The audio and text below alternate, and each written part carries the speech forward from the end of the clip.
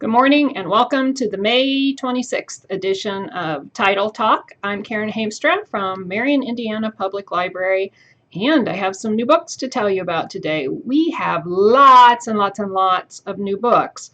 So if you see something you like, call us and we will bring it out to the curb to you. The first one is a book that's gotten a lot of good press. It is called The Book of V by Anna Solomon. This is both a retelling of the ancient biblical story of Queen Esther and a modern tale that follows the same ideas. And like I say, this is the Good Morning America Book Club a pick of theirs, and just a lot of great reviews and should be a really popular book. And then we have The Last Blue by Isla Morley. This is about Appalachia, whichever you prefer, in the late 1930s.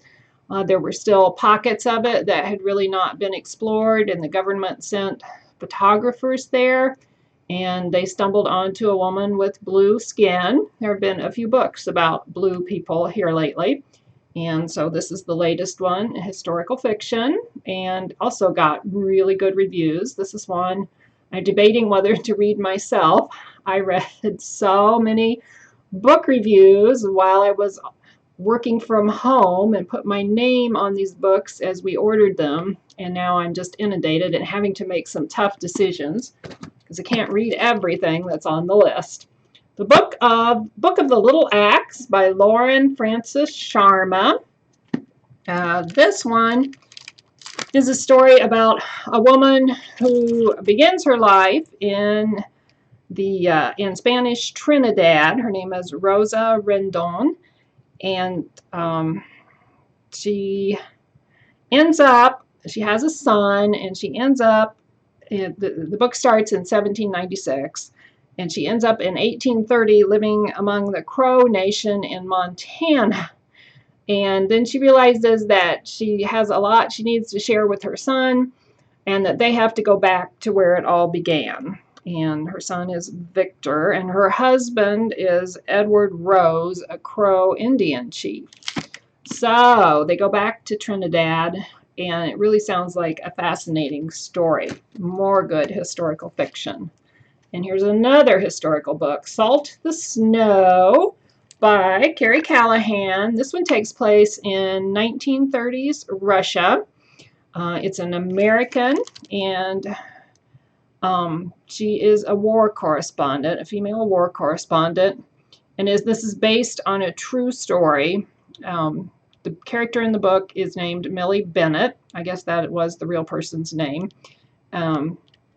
This is a great book for those of you who want to read about strong historical women in this 100th anniversary year of women's suffrage.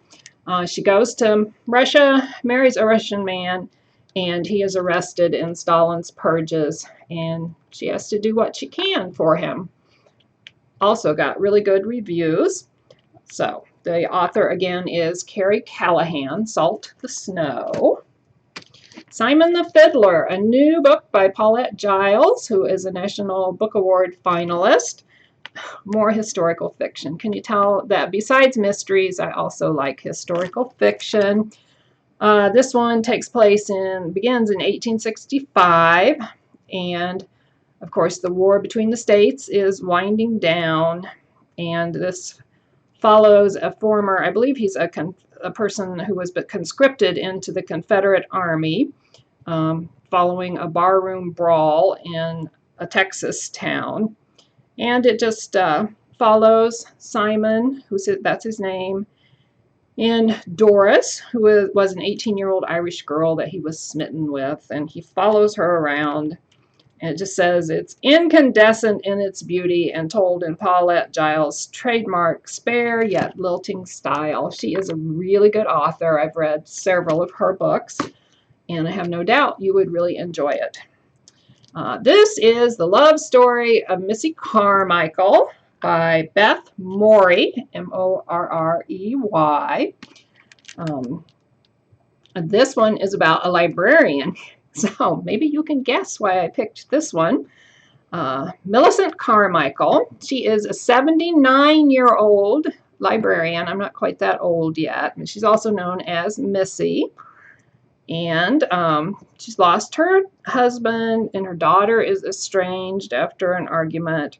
And she spends her days sipping sherry, avoiding people, and rattling around in her oversized, undecorated house waiting. For what exactly? The last thing she expects is for two perfect strangers and one spirited dog named Bob to break through her prickly exterior and show her just how much love she still has to give. So this is no particular genre of literature except for the heartwarming kind. And it is recommended by people authors such as Elizabeth Berg, Felicity Hayes McCoy, who authored The Library at the Edge of the World.